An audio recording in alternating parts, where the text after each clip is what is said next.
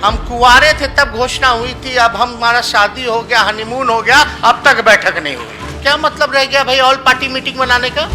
All party ने प्रस्ताव पारित किया भाई बिहार विधानसभा परिषद से, तो क्या मतलब रह जाता है?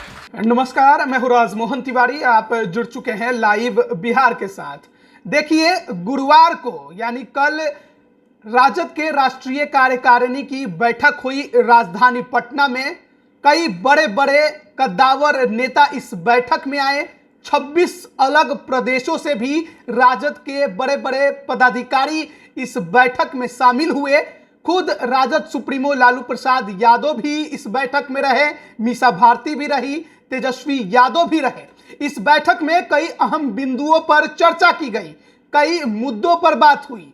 बिहार में विकास को लेकर, नीतीश सरकार को घेरने को लेकर, 2020 विधानसभा चुनाव और साथ ही साथ कांग्रेस से गठबंधन को लेकर भी इस बैठक में चर्चा की गई। लेकिन तेजस्वी यादव जब भाषण देने के लिए खड़े हुए तो उनके भाषण में एक बार फिर जातीय जनगणना का मुद्दा नजर आया। उन्होंने नीतीश कुमार पर इस पर राजनीति करने का आरोप भी लगाया।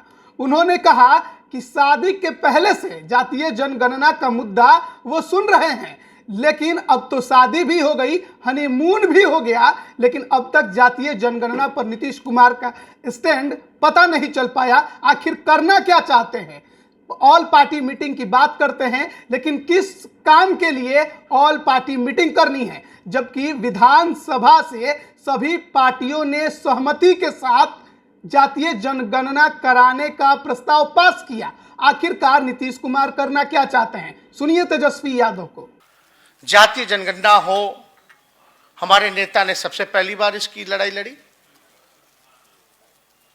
और आज जातीय जनगणना को देख लीजिए। अब हम तो प्रधानमंत्री के पास लेके गए था, पता नहीं था, लेकिन फिर भी प्रधानमंत्री है, बात तो करना चाहिए। फिर जब रिफ्यूजल हो ही गया पार्लियामेंट में, तो हम तो बोले थे भाई बिहार सरकार को अपने खर्चे पे कौन समाजवादी चोला पहन करके समाजवादी हो जाइएगा। आप कहते कि होना चाहिए। जब 2 बार बिहार विधानसभा प्रस्ताव पारित कर दिया तो क्या मतलब रह गया भाई ऑल पार्टी मीटिंग बनाने का? ऑल पार्टी ने प्रस्ताव पारित किया भाई बिहार विधानसभा परिषद से, तो क्या मतलब रह जाता है? जिसमें कि भाजपा भी थी। और आप जो कहते हैं कि बैठक बुलाई जाएगी, हम बोले ठीक है, बैठक की कोई आवश्यकता तो नहीं थी, केवल घोषणा करना था, काम करना था। लेकिन फिर भी चलिए, बोल रहे तो बुला लीजिए बैठक। हम कुंवारे थे तब घोषणा हुई थी, अब हमारा शादी हो गया, हनीमून हो गया, अब तक बैठक नहीं हुई। बताइए कब होगा? बैठक होगी होगी होगी। बिहार में जातीय जनगणना का मुद्दा काफी पहले से चर्चा में है। देश में भी ये चर्चा में है। विपक्षी पार्टियां चाहती हैं कि जातीय जनगणना हो, लेकिन केंद्र सरकार ने साफ तौर पर इसे कराने से इनकार कर दिया है। वहीं दूसरी तरफ बिहार में आरजेडी और जनता दल यूनाइटेड के सुर एक जैसे हैं। दोनों ही जातीय जनगणना कराना चाहते हैं, लेकिन बीजेपी इसके खिलाफ नजर आती है।